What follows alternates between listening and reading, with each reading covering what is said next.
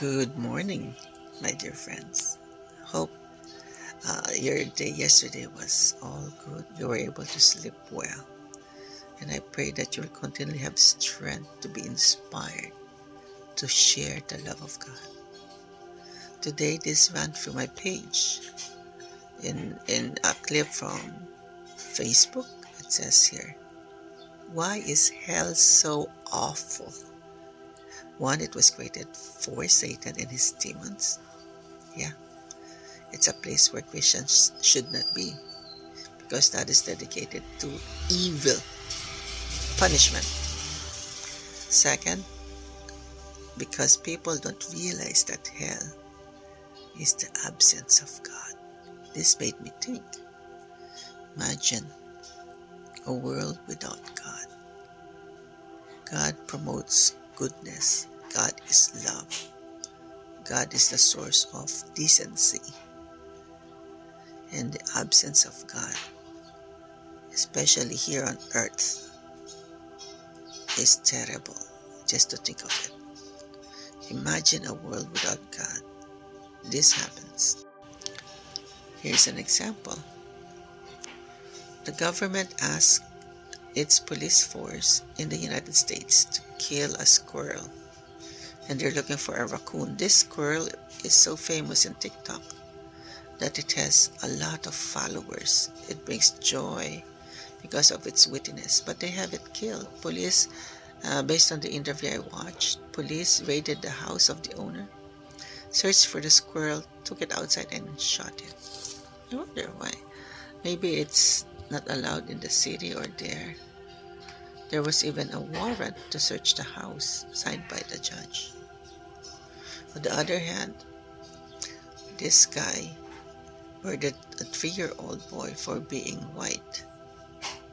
There's no trial because they're seeing it as something that's related to insanity.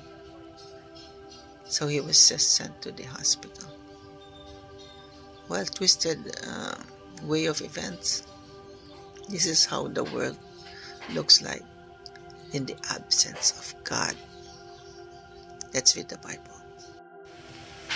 It is already written in Matthew 24:12-13. And because of lawlessness will abound, will increase, the love of many will grow cold. But the one who stands or endures to the end will be saved. The love of many, meaning the love for God, will diminish. The love for humanity, the love for each other, the love to help. Because we're talking about lawlessness.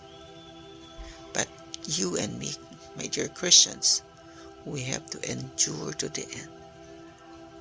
Who will represent God if we will not, stay firm? Who will do good if you and me would stop being good? And each seed of rice is very important for a meal.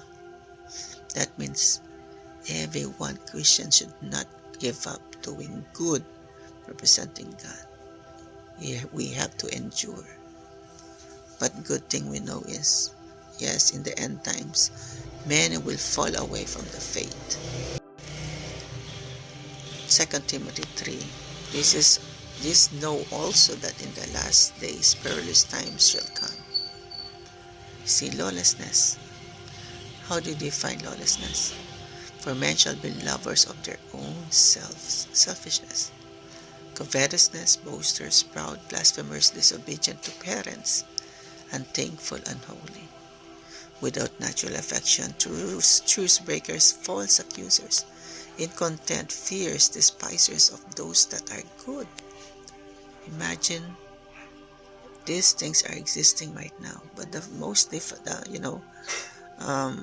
disappointing one is despisers of those that are good, meaning they don't let good people alone. They don't leave them alone.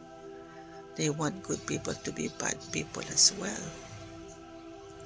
Traitors, heady, high-minded, lovers of pleasure more than lovers of God, having a form of godliness, but denying the power thereof, from such turn away. There you go, my dear friends. It's defined in the Bible. That's why when you see the news, do not, be surprised.